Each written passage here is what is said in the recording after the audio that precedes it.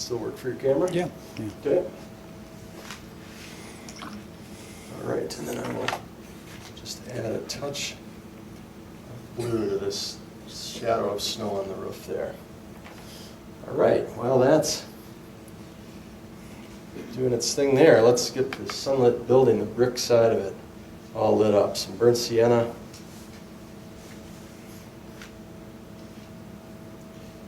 And a touch of Quin gold. Those two.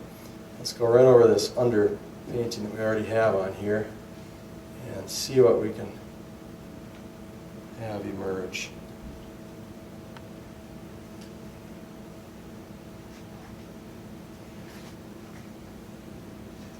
So I'm going to keep linking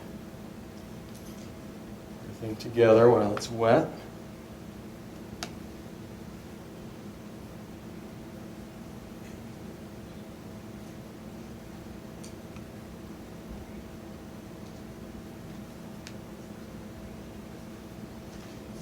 So, maybe there's a little electrical box there. Just something to break up that big wall. There isn't one on the actual picture, but it doesn't matter. Okay. And there it is. That, like so.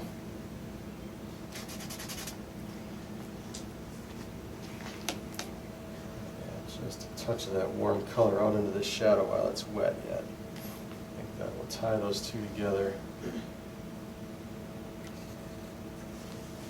a bit better. Okay, we'll let that dry. I know there's an air conditioner up on top of this thing. So we'll put our light color on there first, let that dry, and then we'll shadow the back side of it. And then this roof line is not very interesting because it's a straight line. It needs to be broken up a bit. So I'll put some roof vents up there, whether they're there or not, and use a little creative imagination, and all of a sudden the whole thing gets a little more interesting. Maybe some birds sitting on the edge of the eave.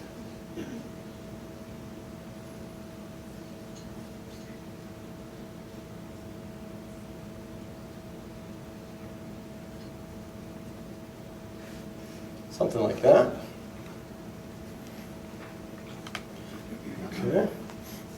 Any questions so far? It's a silver, black velvet. I think it's squirrel hair. I probably use those more than anything. It's a round, number 16. But I used to use flats so much, and I've just graduated, not graduated, but moved to rounds more and more and more. Not that there's anything wrong with flats, I just have taken to painting with rounds quite a bit. And this is, not sure what that is, but it doesn't matter. It's going to be some kind of a garden or something in there. But it's casting a shadow, and I want to link that shadow while it's wet here. So some cobalt or French ultramarine, alizarin. I'll make a nice mix of the shadow. A little bit warmer as we come forward. Touch of burnt sienna. And let's have a shadow coming off of this structure here. And just throw that on there. Not overdoing it. See how it bleeds together right there? You want that look, if you can, in watercolor. And it comes from not overworking it. And let's assume there are some telephone poles or trees or something way over here that are casting some kind of shadows. While this is wet, just bring them across like this. And then perhaps right in the foreground we'll have it completely in shadow. Like that.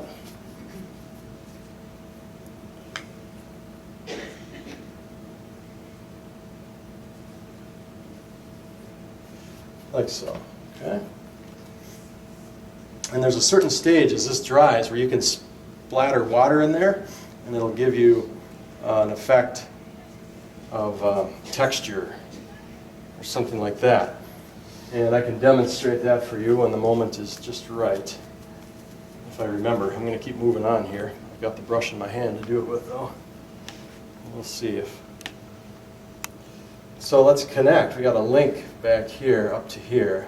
A few like sidewalk lines or something in here, maybe like that. And the same with over here. While that's wet yet, let's make something that connects. Not too much. Kind of a dry brush look. And perhaps a kind of a center line or something on the road here might be interesting. If you can get that to switch from dark on light to light on dark, that's a fun thing. As you enter this shadow right here, take a damp brush, pull it through there just a bit. It may work for you. I don't know. It makes the shadow more transparent if you can get something in it. Okay, so that was our hardest stage, I would say. The middle values. I don't know if everybody agrees with that or not, but for me, I find that to be probably the most challenging. There's a little bit of mid value yet we can do, and it's on some of the trees. Where's the time at here? How long do I paint till? 8? Okay. 10 to 8. Great. Doing well. So you can mist the paper with just a bottle of water, a misting bottle, where I'm going to put some branches in the sky. Just a touch. It'll help wick the paint off of my brush. Sometimes you maybe don't want that to happen. But this area, I've misted it. It's already dried. Let's mist it again, just a touch. And I've got sort of a warm gray, a brownish gray on my brush, just suggesting some background branches and so forth before I put darker ones in around these trees. It'll link the sky down to the rest of the painting. And there are a few over here. And if you don't get it just like your photo, never worry about that, because you most likely will not have the photo, your reference photo, with your painting when your audience sees it. It becomes, there's an imaginative piece to it that's important to have come out. All right, then we can, while that's damp, I'm going to just connect a few branches in here. And if they look too dark to you, they may be. You can use your finger to touch them and soften them up. You can use a paper towel a bit. You just have to experiment. It's just hours of painting, and you'll learn what's best for you on that. All right, maybe a few in here. Some from behind this house. Get a bigger tree coming out from behind there. Interesting that way. So the values, I'm always squinting at it and looking from a distance. It's starting to read fairly well. I think this could even be some darker darks in here. I'll let that dry, and we can add some of those in as we go toward the end. I'm just going to soften the white on this square here. And then I want to look at my reference photo just a second here on those windows. Color in here. And let that dry. That's good. Touch of color to soften that so the eye doesn't go off the side of the page. And let's do this before the break. I'll just take a small brush and add some at least background color to these people. We'll just go with some cerulean blue. To get started, there's this person walking here. I'm thinking that person, I don't know if it'd be believable. I don't think it's believable to get that person in the sunlight as far back as I have him or her. I'll just have them in shadow. And then these people here, will add just a little bit of shadow to them. And let's see, is it dry there? Let's do a shadow off of these windows. Here's a shutter. It's going to cast a shadow there, a little shadow in here, and this will help the light start to really come out. Sense of sunlight.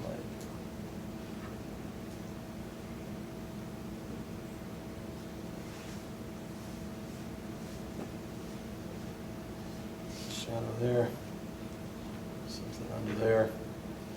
This electrical box is casting a shadow.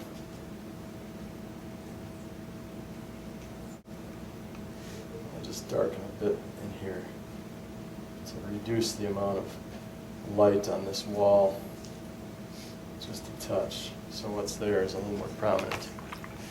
Okay, I'll put in one more thing, and then how about a break? Okay, there's some street lights here. We'll just suggest that they're in here, and they help. Temptation sometimes to take them out, and sometimes you will probably want to take them out, but other times they help connect foregrounds and backgrounds. Like that. All right, let's take a break. Fantastic. How's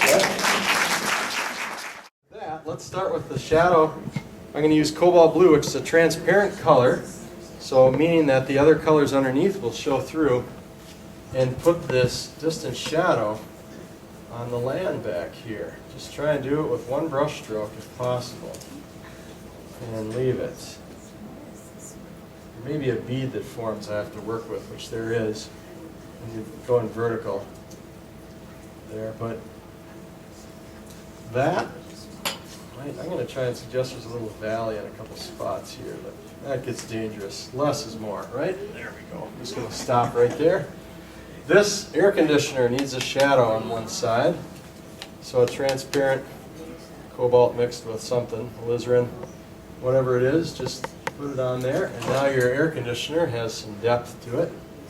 3 dimensions, maybe there's shadow on one side of that thing, whatever that is. And then I'm going to just suggest some darker tree trunks on the left side. I don't want my brush too soaked. I want it to skip across the paper just a bit. And hold the brush out on the end like this when you're painting.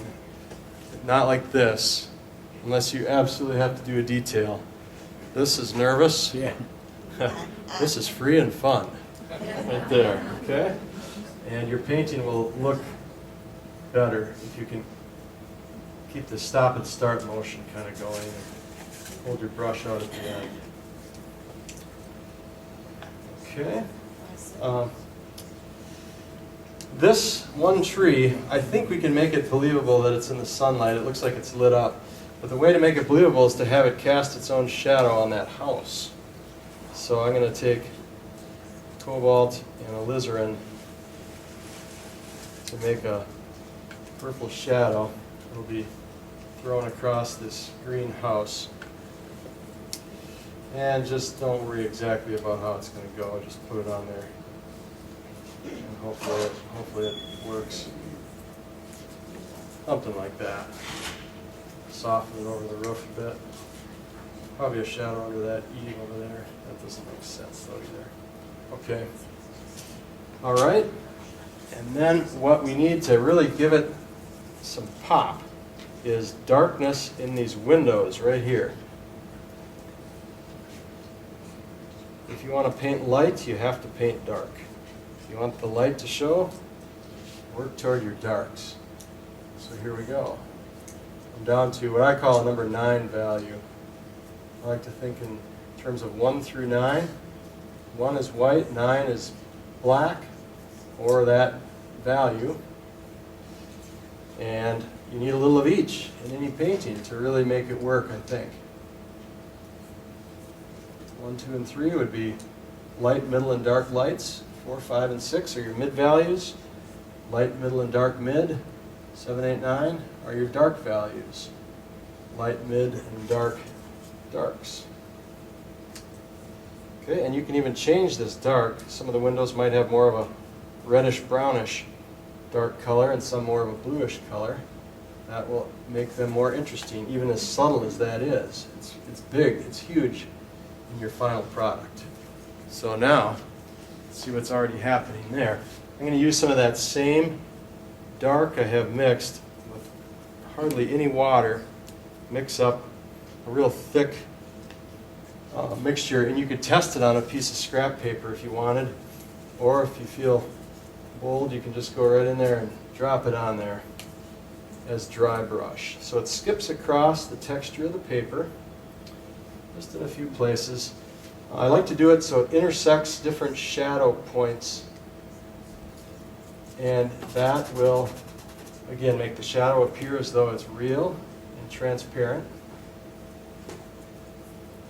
And then there might be a few specks, or who knows what's on the ground here and there. It just makes it interesting, artistically.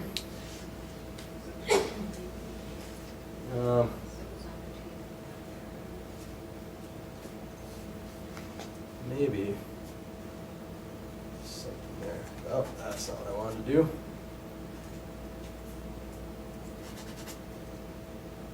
Kind of a testing here and there, and see what looks okay to your eye. I need a little more dark. I'm going to dry brush dark here, just slightly, and suggest something by these windows that's darker. It might be the dark windows themselves. It doesn't matter. It doesn't matter what it is. Maybe there's something holding this sign. Just suggest that. So just a little bit of detail here is going to add another dimension of depth to your painting.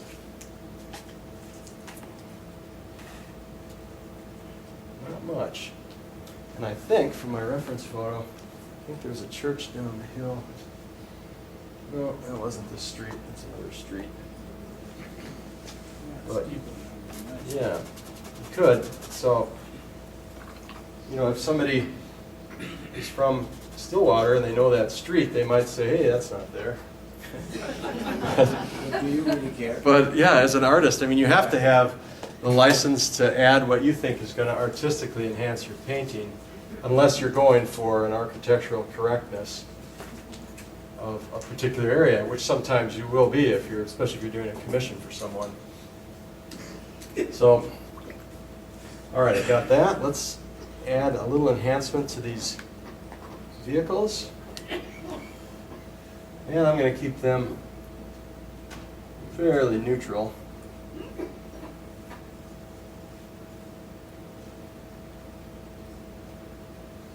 Suggest the wheels there. This will be the back side of a car.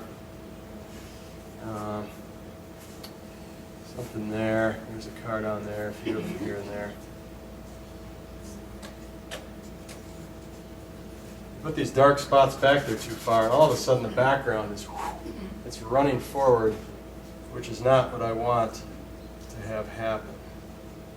But I need a little bit of dark in a few spots here, just to help bring some of this forward.